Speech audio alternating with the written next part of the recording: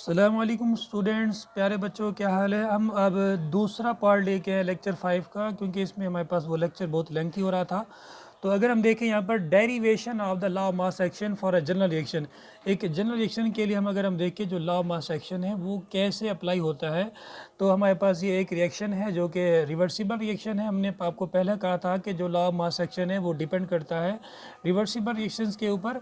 तो यहाँ पर हमने कुछ नंबर ऑफ मोल लिए हुए हैं रिएक्शंस के। ये जो हमारे पास small a, small b, small c, small d है, ये हमें क्या रिप्रेजेंट करते हैं, ये मोल और कंसंट्रेशन को रिप्रेजेंट करते हैं, ये नंबर ऑफ मोल को रिप्रेजेंट करते हैं। इसको हमने ऊपर लगाया हुआ है as a square, as a exponent की फॉर्म में हमने लगाया हुआ है। और इसका मोल कंसंट्रेशन का यूनिट क्या होता है, मोल डेसीमीटर क्यूब।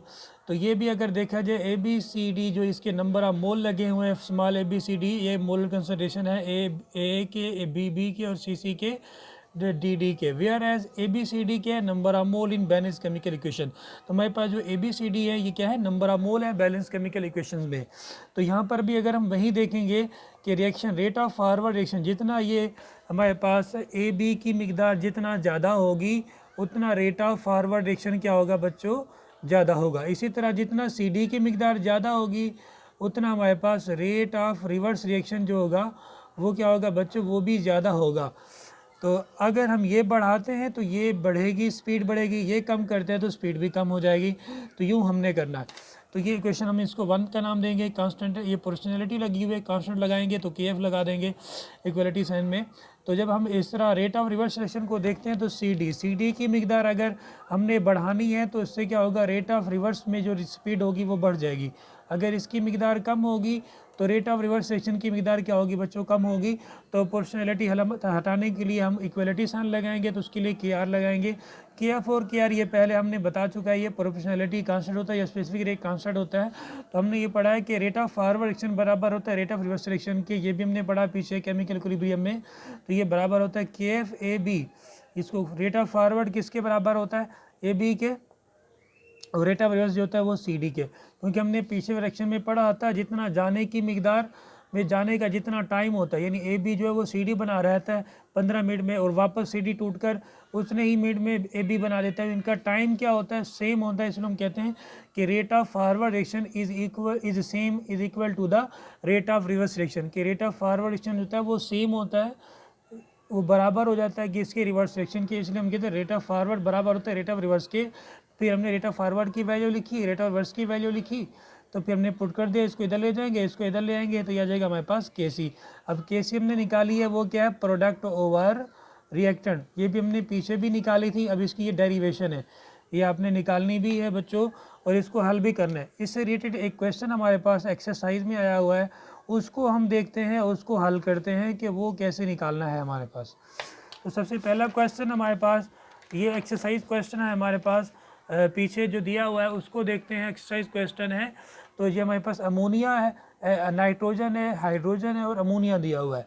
तो अगर हम यहाँ पर देखें, रेट ऑफ फॉरवर्ड में जितना रिएक्टेंट की मिकदार ज़्यादा होगी उतना अमोनिया जल्दी बनेगा, ज़्यादा बनेगा, और जितना प्रोडक्ट की मिकदार बढ़ती जाएगी उतना रिवर्स का रेट क्या होगा, दोबारा से बढ़ता जाएगा।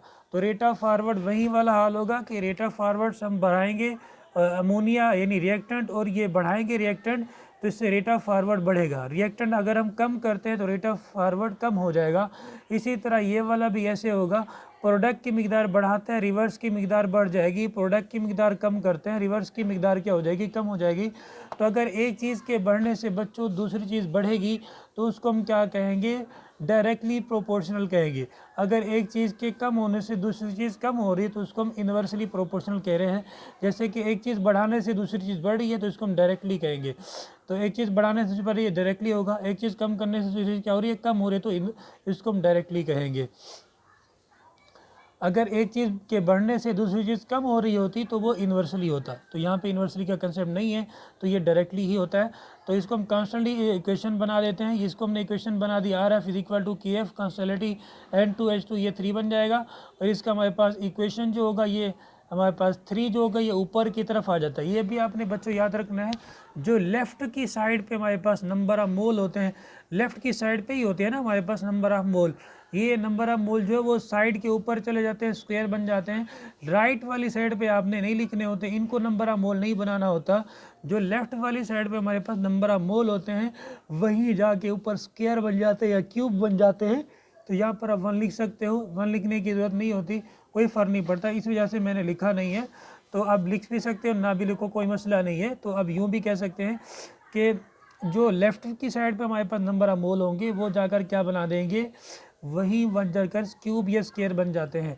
तो इसी तरह इसको हम इक्वेशन नंबर 1 का नाम देंगे, इसको इक्वेशन नंबर 2 का नाम देंगे। इक्विलिब्रियम कंडीशन के ऊपर जो होगा ये RF और R बराबर होता है, हमने कई बार पढ़ा हुआ है पीछे। तो ये इक्वेशन कराएंगे तो ये आ जाएगा हमारे पास KFN2H2। इसी तरह ये बन जाएगी KNH3 होल स्क्वायर। तो इसको इधर ले जाएंगे, इसको इधर ले जाएंगे, ये बनेगा KF और KR, ये NH2, ये KC आ जाएगी। KC आ जाएगा प्रोडक्ट ओवर रिएक्टेंट। इसको आप डायरेक्ट भी बच्चों निकाल सकते हो। KC बराबर, हमें ये फार्मूला याद होना चाहिए, प्रोडक्ट ओवर रिएक्टेंट। इसको हम प्रोडक्ट कहते हैं और इसको हम क्या कहते हैं, रिएक्टेंट कहते हैं। तो आपको ये भी याद होना चाहिए, ये हमारे पास क्या होते हैं, ये हमारे पास होते हैं प्रोडक्ट और ये हमारे पास क्या होते हैं, रिएक्टेंट होते हैं बच्चों। तो ये आपको अगर याद होते हैं तो आप इसको डायरेक्ट भी निकाल सकते हो। पहले इसको पुट कर दो ऊपर की तरफ। इसका जो साइड वाला है इसको हमने अभी कहा है कि इसको हम ऊपर ले जाएंगे स्क्वायर की फॉर्म में, और नीचे रिएक्टेंट ये नीचे लिख दोगे आप इधर। इसको आप क्या करोगे, ऊपर की तरफ 1 लिख सकते हो, कोई मसला नहीं है। फिर 3 को फिर आपने साइड पे ले जाना है, यानी क्यूब बना देना है। जो साइड पे यानी नंबर ऑफ मोल होंगे उसको ऊपर ले जाओगे। तो इसको आप डायरेक्ट भी बच्चों निकाल सकते हैं। ये अगर आपको निकालना नहीं आता तो आप डायरेक्ट भी निकाल सकते हैं, वरना ये आपको करना लाजमी नहीं है। अगर आप डायरेक्ट निकालो तो भी ठीक रहेगा।